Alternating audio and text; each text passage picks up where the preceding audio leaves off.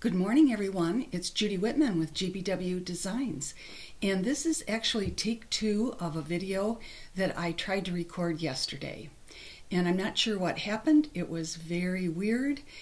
I looked at the end screen after downloading it, and it was just a series of blank screens, and no JBW, just chairs in the background. So I thought, I don't know how to fix this. So we're starting over. So thank you for coming back. I welcome you. I cannot believe how many people watched the last video, and I think it's all due to so many other Flosstubers who were so kind to mention my video and talk about the retreat that I had done. And I just can't thank all of you enough for your comments and your letters to me. It's just wonderful. As I said before, I have just the most amazing pen pals now, all stitchy pen pals, so this is great. So I have a lot to talk to you about today. The first topic has to be my headline, and that is hackers. Because as you know, there are quite a few other Flosstubers who have been having trouble with this. And it happened to me in my last video, and it took me a while actually to even realize it was happening. Because what they did is they went in to your comments, and I don't want to discourage those, and place their own comment about, oh, you know, you've won something, please write to Judy. It was a lot of gobbledygook. And someone alerted me to that. So it's quite a problem to go through and delete all those comments, to remove them, to report them, etc. So if you see them in future videos, please remove them if you can, or let me know. So off with the hackers. They're causing lots of problems, you know. So let's see. I have so many things to talk to you about today. Where shall I start? Let's see. Where should I start? I'm stumbling today. First of all, I want to address the Bluebird of Happiness sampler, and I have a couple things to tell you about that.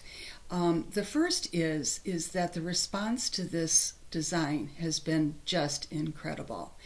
I have already shipped, I think, almost 700 copies to Keepsakes in Cincinnati. They had to shut down their website for a while because they were trying to get caught up with orders. I didn't check today to see if it's back up again, but I know that Stephanie and all of the Keepsakes crew, Barbara, the owner, have been working like crazy people trying to catch up. So thank you for your patience. It will appear again. I think they just need to feel like they've gotten caught up with orders so that they can continue to ship.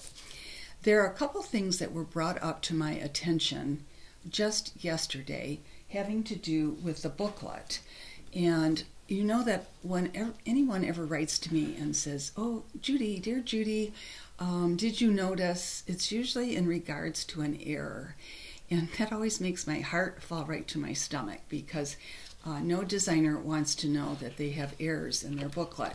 But actually 2 were pointed out to me yesterday, and so I'm going to talk to you about them. They're not major, but it has to do with the color code. And so I'm going to try to show this to you, and I'll talk to you about it. I will place the corrections in the notes below. I'm asking my assistant to place the corrections on my website. I will also place the corrections on my Friends of JBW Designs Facebook page. So one of them has to do with the color very light baby blue. And I had written down the name as Blue Cloud, Classic Color Works, and it's actually just Cloud. There's no blue in that color name word. So a shop owner actually wrote to me yesterday. She had a customer looking for the fibers, and she was confused, and I see why. And then I also found out yesterday through Barbara that I misspelled one of the color names, and it is actually khaki green dark. I wrote down that it was Pimlico. It's actually Pamlico, and that is a Weeks Dye Works color. So I'm so sorry. I hope that's all we find. And as I say, I will try to make corrections on that. So I have several things I'm asking for your help with today. Oh, I need to tell you one more thing. Let me backtrack. Back to the hackers. I'm sorry I'm doing this, but it just came to me. I never put prize winners in my comments, in my replies to your comments. The prize winners from my video are always posted within the video and never in the comment section afterwards. And so that's what they were doing. So please take note of that. So here's one of the things that I would like your help with, and it's in regards to the Bluebird sampler. So as I told you before, the inspiration for this sampler came from a piece that I bought about a year ago. And what I was so attracted to were the bluebirds in the design. So that was the inspiration for the whole sampler. What has come up since then is, and I'm debating about whether to chart the whole thing, is that I thought it was French. And in fact, I think the person that was selling it told me that it was French. But I got a notice or a comment from one of my viewers, and I'm very grateful for that she thought it was German. So the name is, and I'll have to look this up again to see if it does have German background, is R-A-B-E, and I believe it's U-E-R, which does sound German. So we'll be looking for that and trying to find a source. But the main question I have on this piece is this set of letters across the top. And I cannot figure out if it is a sequence that I should be able to figure out, if it is initials of family members, although there's only one R in the whole sequence. I don't know. I'm hoping that you look at it and can say to me what your theory is about what that might mean. So I'll be anxious to hear your thoughts on that because it is a bit of a mystery. The other thing I want to talk to you about in regards to the sampler, and I forgot to mention this in yesterday's video, so we hope today's video goes better than yesterday's, is that I want to encourage you to make any changes that you want to make. So if this is the first time watching my videos, this sampler was designed for a retreat that was sponsored by Keepsakes of Cincinnati, Ohio. It is exclusive to Keepsakes shop for 6 months. And several people that I've been watching are going to change the colors. And I want to say to you, please go ahead and do whatever you want. I want you to be happy with your final product. You may decide to change the fabric. I worked it on a 36 count R&R. You may decide to change the colors in the piece. That's fine. They're very pale. You may like more vibrant colors. And also I wanted to encourage you, and I actually told the workshop people about this, that you do not have to put this wrought by JBW, of course you're not going to use my initials, but that sequence in the bottom of your design. You may decide to just put your first initial, last name, and the date. You may decide to do a series of initials that have meaning to you.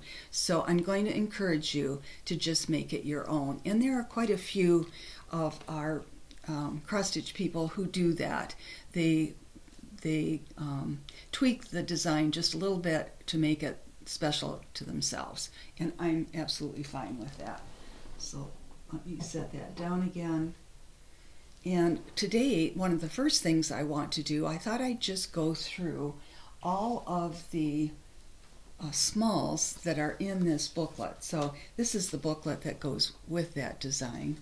And as you know from last week, I did 4 little smalls that were taken from elements that were part of the design. And I thought I would do just kind of a simple finishing lesson on how I did each piece. And before I start on this finishing lesson, I want to mention that Vanna Pfeiffer, who most of you are familiar with, she is the Twisted Stitcher. She does the most fabulous finishing videos that are out there. She is just a master of her craft.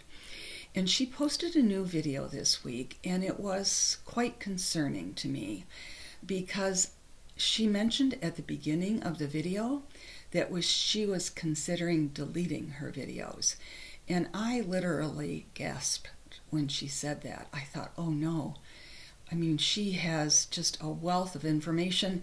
Many of us who do some finishing for ourselves watch her videos over and over again to make sure we have every step just right. So I'm going to encourage you to go and watch her latest video. I actually went back last night and tried to make a comment. There are already, I think, over 1,200 comments on that video. I'm sure every single one of them is saying to her, please, please don't give up. And I don't know actually what caused her to say that. All I can think of is that she was getting questions and comments that were really discouraging to her. So let's encourage her to keep her, I mean, it's a treasure trove of finishing, so we don't want those to go away. So that's just my introduction to my little finishing steps here. And first of all, I am not a professional finisher. I'm primarily a designer, but there are times when I do finish all my own things. And these 4 pieces that were in that booklet, I did finish myself. So I thought I'd just walk through some simple steps of how I finish them. So the first thing is the little pillow. And as I mentioned before, the little pins are from Jersey Girl Stitch Company. They're just darling. You can go on her website to find them. So first of all, the first thing I did is I did an iron-on interfacing behind the main part of the design, because you need to give that linen some body before you start working with it, turning it inside out, pressing it, etc. So as I say, I just put iron-on interfacing behind the design. And then all of these directions are in the booklet, but sometimes it helps to hear them. It clarifies what you're reading. So the fabric that I used on this little pillow was from Joann's. Find your own. I think some pinks would look beautiful with this, some greens. So just find whatever you have probably in your stash. And the first thing I did is that, let's see, if I want to show you here, the bow is in the way. If you can picture this, the first step of the finishing is you're going to be finishing the top half of this pillow. So I cut, and I give measurements in the booklet, a piece of fabric to go along the right-hand side edge of the design. And so it is not that wide. It's probably only 2 inches wide. You need to leave margins for your seam allowance. And then I put a little layer of rickrack under that first piece. And so I'm attaching that first strip, which only goes from here down to the base of this, and the rickrack to the design. The second step then is cutting a second piece of fabric that is going to go along the whole width of your piece. And again, you might have to take measurements or look at the ones I have in the booklet. And again, I just sewed that with a little rickrack, showing just half of it showing, and so that piece is going along the whole base of the pillow. So now you've got your whole front assembled, and then I just cut a piece for the back. Now many people, when they do their pillows, they sew around the whole pillow so that they don't have that hand stitching at the base, and they cut open the back and they cover it with a little piece of wool or felt or something like that to cover the opening. In this particular case, I stuffed it with polyfill. I left an opening at the base. I stuffed it as firmly as I could, and then I just hand sewed the base together, and I think it looks fine. It's going to sit like this anyhow. And then I just added some grosgrain ribbon and a button. So I'm anxious to see how you finish your little pillows going forward. I hope hopefully in the future some people will post some of their finishes. And that reminds me, I would absolutely love it if somebody would start a Bluebird of Happiness stitch along. Maybe somebody has, I haven't seen it yet, but I know of several Flosstubers who I'll tell you about at the end who have started this piece. And so I'm hoping that one of you, or anybody actually, comes forward and says, yes, I want to start that. So that would make me very happy. So the next piece I want to show you is what I was calling a little needle case. Ooh, and I made one mistake here. I finished 3 of these. Actually, this one was professionally finished. And I forgot to look up the name of the gal who finished this for me. I know where to find out, so if I don't put it in today's notes, I'll try to put it in a future video. Remind me that you want to know that. So this is just a very sweet little piece. It's just 2 discs. So, and I'm going to walk you through the steps of this. So you have your disc on the back. Actually, this would be darling to put initials on or a monogram or something. And then you've got the design on the front. So let's walk through how I would put that together. I use, I've mentioned this before, I'll try to pull this out here, something called comic board. And I know this is kind of probably sounds strange. I got this hint from one of my professional finishers, and she uses it all the time.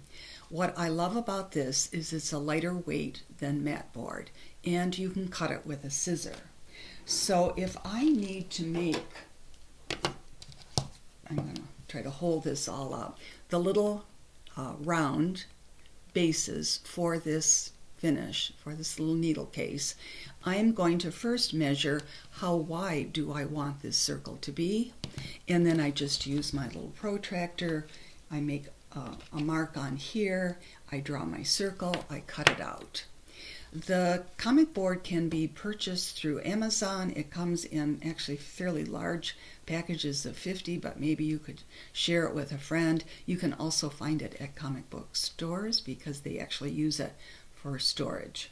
So I cut out my circle, and then the next step that I do is I do padding.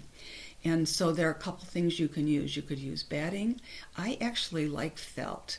And sometimes I do a couple of layers of felt, and sometimes I use a felt that has a like an adhesive back to it, because then you can cut out your circle, tear off the adhesive, put that right down on your circle, and then you're going to do that with both of your pieces. So you wouldn't have to do linen on the back of this. You could do a fabric backing too, if you didn't want to use your linen for a backing. So you're going to cover one piece of your board, pad it, and then cover it with your backing and then your design on the front.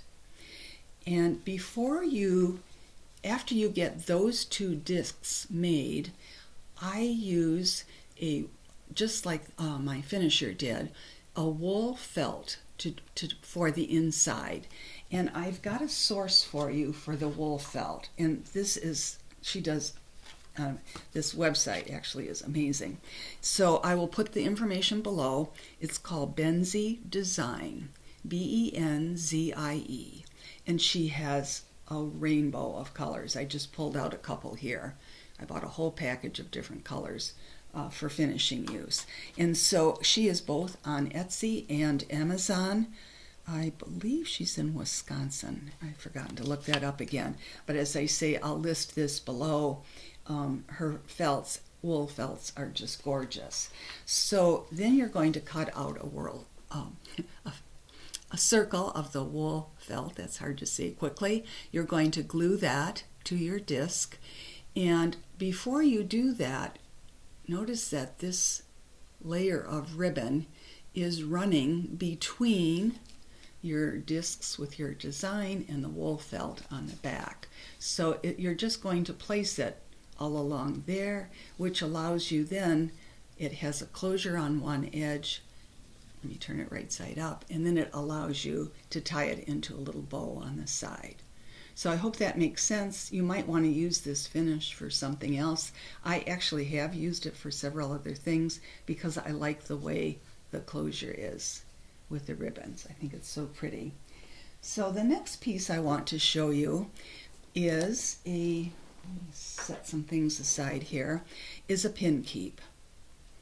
And I've done these before. I just think they're so sweet if you're looking to do smalls and to put them in a little tiered tray or something like that. So the oval template for this particular finish is in the booklet. But if you wanted to tackle it on your own without that template, just go online and Google oval templates and measure the width of the piece you're trying to do. So this is very similar construction to what I talked about with the needle book. I cut out one piece of the cardboard, the comic board. I padded it with felt. I found a really sweet little, I think I put that on upside down, fabric to put on the backing. And then I did the same thing with the front. I cut out my oval out of the comic board. I padded it, and then I put my design over the front, glued it to the edges. I used the Aleene's glue that you can get at Hobby Lobby. And then I sewed these two edges together. If you try to glue them, you are going to have a lot of problems putting those pins around the edge. So I would suggest hand sewing them. And then as a source for the pins, I mentioned this last week, I actually found my source. I went on Etsy, and as I was looking for a specific color, and I couldn't find them in the fabric store. I could have used white, but I wanted something else. So I used an Etsy shop called Crafty Elephant. And she carries all kinds of pins, all different lengths, and they're very reasonable. And so I just bought a little box, and it's called the boutonniere pin. It was 1 1/4 inches, and this was called lavender, although it looks more, I guess it is, a lavender blue. So that was how I finished, and these are just placed every 1/4 inch or so all around the outside edge. I just think it's a cool finish. And then the last item that I want to show you today is the little scissor fob. And I think I've shown you scissor fobs before, but I really like making these. So this is one of the birds from the Bluebird of Happiness pattern. I stitched it over 1 on a 28 count linen. You could do it over 2 to make a bigger fob. Again, the construction is just like I've described with the other 2 pieces. I cut a circle for the backing, I padded it, covered it with a backing fabric. On the front, the same thing, a circle, padded it, covered with the linen. And then I hand sewed those together, and I like to use a twisted cording for the edge, and I also like to do a cording that's long enough so that you can glue it around the outside edges and go up here and make a little tassel at the top here, and then just hook it around your scissors. So that is how the little scissor fob was constructed. So I hope that helps you if you're thinking about making any of the little smalls that are in the booklet. So let's set all of that aside, and let's move on to some other topics. So I have quite a few models to show you today, and it's always fun. Some of them are older models. What's interesting to me is when I go to market, in fact, our wholesale market is coming up at the beginning of March, so I'll tell you about that at the end. The shop owners who come in, understandably so, are primarily interested in buying what's new because that's what their customers want. But what I find when I'm out in the world and talking to stitchers one-on-one is they really don't care when the design was printed. If they like it, they want to buy it. And so it doesn't have to be new, it can be 10 years old. And we know from watching other videos, that's part of the fun, is finding things that are older that you fall in love with that you weren't even aware of. So today I'm going to show you some older pieces, and I have several themes. So the first is going to be, in my last video I talked about Valentine designs. This is going to be kind of a glare here. And I completely forgot that I had designed this a couple years ago. And it is a kit, and it's called Love Always. Let me show you I love how the model looks. It's just so sweet. It's just finished as a flat with lining on the back. It's got a little cording for the hanger. So I happened to be going into my stock closet the other day and opened a drawer and came across these kits and thought, I forgot all about these. It would have been perfect for the Halloween, not Halloween, Valentine. Why do I make that mistake? That's so goofy. So anyhow, this little kit has the finishing instructions. It has the floss to make the cording. It has the little buttons that appear up at the top, the backing fabric, and the linen. And I still have some on hand. I believe they're on my website. I've forgotten how many I have, but we usually try to keep a pretty good handle on quantities so that I don't run out. So if that's something you're interested, just write to me. And that's another thing. If there's some product that you're looking for and you can't find, just send me an email. That's the best way to reach me. It's judy@jbwdesigns.com. And I will answer that and let you know if it's still available, if I can find it for you, if I know of a shop that has it. So now I'm moving on to, the screen keeps going kind of dark here. I'm going to show you some winter designs because you probably can't tell out my windows, but I live in Southwest Michigan. We've seen very little sun for the last month. Actually, it came out yesterday. It was gorgeous. It is a little brighter today. I wouldn't call it sunny, but we have tons of snow on the ground. So I, being a Michigander, always have winter designs. So I'm going to show you some of those. And as I mentioned, some are older, and I'll tell you a little bit about them. So the first one I want to share with you, let's see, I might not have pulled this pattern. Dear, dear, dear. Oh well, you'll be okay. You know, I put everything away when the last video ended, and then I had to pull everything out again to start the new one. So I'm sure I'm missing some items. So the first one I want to show you is Winter in the Round. And as many of my round designs are, it uses all kinds of motifs that go with winter. There's a chalet, and a boot, and a skate, and a hat, and a sleigh, and snowflakes, and evergreen trees, and mittens, etc. These little wooden boxes I love using for my rounds. So I'm going to set the base down. These come from Hobby Lobby. They're unfinished, so I just spray paint them. And then on the inside, I love on the inside of the lid to take one of the designs and stitch it and just make a little surprise for the inside. These are finished as flats. They're finished with a twisted cording around the edge. And I believe this fabric is a Blue Whisper. So this is my model that is worked on a 32/2 with 2-ply of floss. Then I also have a model of this that I worked, you know I love working my over ones. I also worked that same design over one on a 28 count. That's my chosen fabric for over one because I think it's easy to see the holes. I use 1-ply of floss. And I've forgotten what color I chose for that one. And this, of course, is a Hobby Lobby Snowflake. I doubt if they have any now because this is under their Christmas supplies.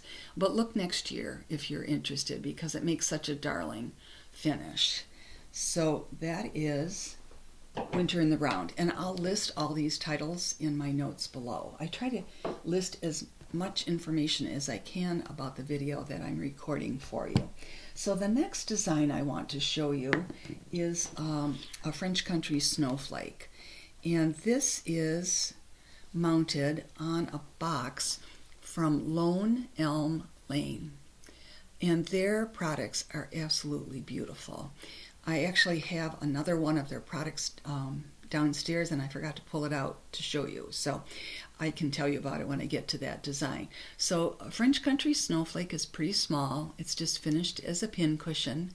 And these are little pins from Just Another Button Company.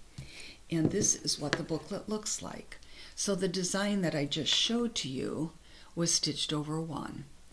But I also stitched it over two, and that is shown on the back of the booklet. And I stitched it on a polka dot fabric from Zweigart and stitched it in red, and I love how that turned out. So that, again, would have been a 32 count fabric, I believe. Yes, it's called Zweigart Dot, and it's a raw linen in white. So that's the model over two, and you saw the model over one. And when I did it over two and made it into a stand-up, forgot about that one, and did a stitched white on blue. So there are lots of possibilities here. So that's kind of a fun winter design. Let's see, I also designed one that has been out for a while, and it's actually been quite popular lately. It's French Country Snowman. It says, in the meadow we can build a snowman. It's stitched on a flare fabric that I'm not sure is available. I don't know if you can see, there's a little polka dot in the background. It's a white polka dot on a cream background, but you certainly could stitch that on the other polka dot fabrics that are on the market. This was done over two, let's see, let me double check here. It was a 32 count fabric, and I have stitched this over one, and it looks adorable, and I've left off the lettering. And I've seen quite a few models stitched of this. So that's our little snowman.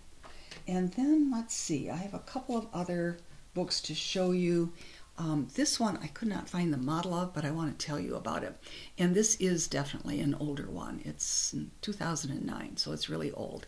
But what I want to tell you about this, if I was to restitch this again, I would do this on a blue linen, because this white part here, the body of the snowman, says "Have a very merry winter." And it's all just written out in script, and it would show up so much better. I actually stitched a model of it in blue, but even that one isn't showing up as much as I would like. So it's just a little snowman with a border, a couple birds in the background, but that would be a good winter one too if you were looking for anything like that. And then the last design I want to show you is also an older one. And some of these designs, the models I'm going to show you, are in my Ornament Collection booklets, which you've all seen multiple times.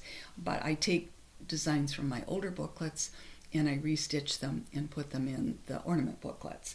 So there are quite a few models actually in this booklet. It's still available. And there is an ice skate, there is a snowman that's made up of the alphabet, there's a set of little snow hats, and then on the back you can see, and it's funny, it's not showing up, it's actually a blue on white. It is another snowman, and it too is made, it's a smaller one than I showed you before. It too is made up of little motifs. So let me show you the models for those, because these came out of the ornament books. So here's that little model, and this is in Ornament Collection 4, but that design is also in this booklet. It's just finished as a flat with little pom-pom trim along the edge. Here's the little ice skate. This is stitched over one on 28. And of course these could be ornaments, but they could be used for other things too. And this appears in Ornament Collection Book 2. And then another design from that Winter Collection booklet is the little snowman that is the alphabet. And that too is stitched in red on white, probably a 28 cashel, finished with ruched ribbon edging. And then the last one is one of the little hats, which they really make sweet ornaments, and they're very quick to stitch. So those 4 that I just showed you are all in this booklet. So keep your eyes open for that if that's something you'd be interested in. So I have 3 other little models to show you, and then I am going to ask your help for a couple more things I'm working on. So I need longer arms or a bigger table to spread everything out on. So as you know, I tell you every couple weeks I do contests on my Friends of JBW Designs Facebook page.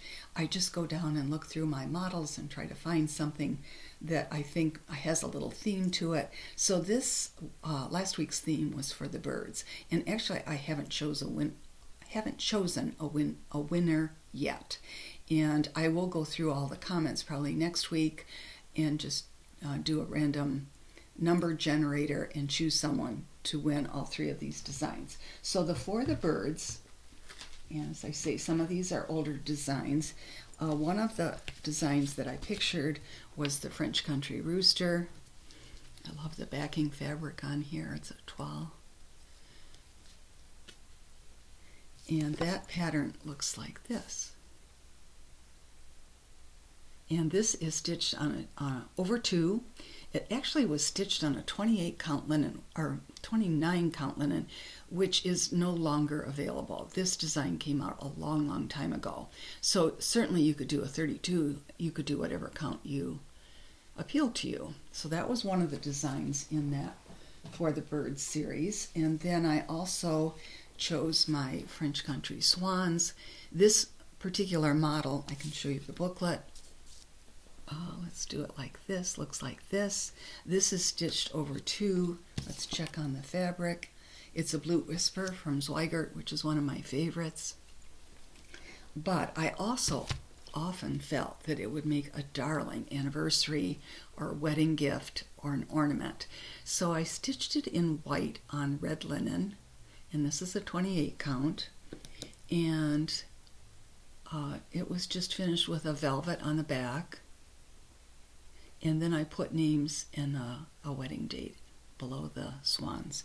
So that was another one in the For the Birds series. And then the last one, was one that is actually for babies. So this is the little French country stork. I always thought I've worked it in blue, I've worked it in pink. You could put the child's name down here, a birth date, etc. It would be a darling baby shower gift also. And the booklet for that looks like this. And I think, let's see, I stitched it in blue, and that was a polka dot fabric. I also stitched it, actually not in pink, but in kind of a pretty turquoise color for a little girl's room. And again, you could choose whatever color that mother and the baby liked. So those are the 3 designs. People are voting, and they're telling me why they like one over another. I love reading your comments. So I have a couple of more topics today, and one has to do with I am working on a new model that's going to be released in Nashville. So our Nashville market, as I said, is at the beginning of March, and if I don't look nervous, I am nervous because there is so much to do between now and then, and the weeks are flying by. But I have a timeline. Usually I can finish everything, but it does cause some sleepless nights because there's a lot of things that I'll be assembling. I'm releasing 5 designs plus another booklet plus a kit. And so there's a lot of things that need to happen quickly. So all of my charts, the text, are with the graphic artist, and she does the layout of the books. And then my helper Dawn and I proof the books, and then they go to the printer. So we're on a timeline to get them to the printer. It's crazy. So one of the designs, I can't figure out a name for it. I can't show you the design, but I'm going to read you the quote and see if you're inspired at all. I had you name another design I think last summer, and you did such a good job. So let's try it again. So this quotation that I used in this sampler was taken from an antique sampler, which you know I love to do. And the quotation read, I should put this in my notes. I'll try to remember to do that. I have to write myself a note to remember to do that. The quotation is, "Joy and work for labors all make the work and effort small." I'm really having trouble. I want to use something in that quotation as the title of the book, and I'm really struggling with that.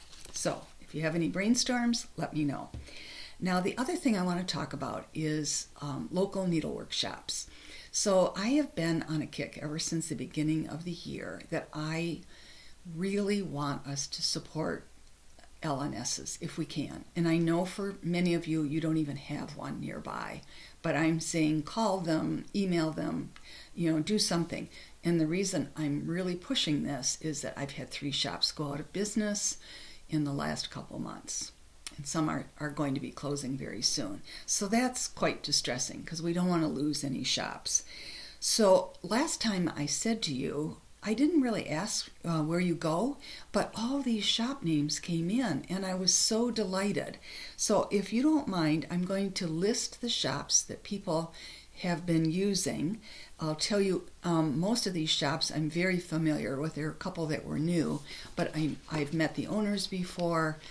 Not all the shops come to market, so we don't always get to meet all the shop owners. So let me just run through these quickly. And if you're out traveling, perhaps you'll be interested in stopping to visit one of these shops. These are not in alphabetical order, I'm just going to read them. It's Cross Stitch and Crafts in Johnson City, Tennessee. They've been a customer for a long, long time. Stitch and Frame, and that is in Fort Wayne, Indiana, and they've also been in business a long time. Here is a new shop, and I've started doing trunk shows with them, so I'm very excited to meet them again at market. It's called Barefoot Needle Art, and it's in Surfside Beach, South Carolina. And they've been doing trunk shows. They did one this fall, and they've actually contracted to do another one in a few months. So I'm very excited about that. This one was new to me. It's Craft Connection in Alberta, Canada. This one I'm very familiar with, but I haven't been to it, even though it's in Michigan. It's called Stitches and Blooms. It's in Alpena, which is up north of the Thumb in Michigan. And what I'm so excited about her shop is that she just moved to a brand new location, and several people have written to me to tell me how beautiful her store is, so that is exciting. So check her out. House of Stitches in LaPorte, Indiana. This is an interesting story. Let me think for a minute here. I'm drawing a blank. Linda has owned that for years and years, and she just sold her shop, which is very exciting because a lot of times shops owners that want to retire have not been able to find a new owner, but she did, and her name is Sarah, and I'm hoping to visit there soon. And so I'm encouraging you to check her store out, and I get to meet Sarah hopefully in Nashville with Linda. Another shop that's been in business for a long, long time, and I think this is so interesting, is just moving to a brand new, enormous space. It's Salty Yarns in Maryland. That's owned by Sarah and her mom, Sally. And I have seen pictures on Instagram. They're moving from I've been to her shop, and it's wonderful. It was right on the boardwalk. But it was very in Ocean City. It was small, and they had everything in it. Well, they're moving from that space to an 8,000 square foot shop. So it's going to be fabulous. So if you're in that area, be sure to go and visit. I'll have to look up the town that they're moving to. Another shop that I am familiar with because I've been watching their videos, and this is an interesting story, is Welcome Stitchery. It's owned by Justine. It's in Blue Earth, Minnesota. And Welcome Stitchery is a store that had been in business for years and years in Wisconsin. And the owner wanted to retire, and from what I hear, Justine walked into the shop one day, found out it was for sale, and ended up buying it and moving it. And I think she's in a new space also. So if you're anywhere in Minnesota and need to contact her for supplies, I'll encourage you to do so. Silver Needle in Little Rock, Arkansas. Cecilia's in Branson, Missouri, and she's been a customer for years and years and years. It's a wonderful store.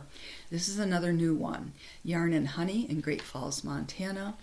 And from what the commenter said, she may be one of only one or two in Montana, but she said it was a wonderful store. Another store that I'm very familiar with is the Stitching Post in Baltimore, and that's owned by Melinda, and she too has been a faithful customer for years and will order anything that you need. And the last store that I want to mention is Needleworker's Delight in Metuchen, New Jersey. And this store is interesting because it's actually part of a company. It's part of Zweigart. So Zweigart, the division here in the U.S., on the East Coast, is run by Jim and his brother Kevin and his wife Allison Kornecki. And they also own this store.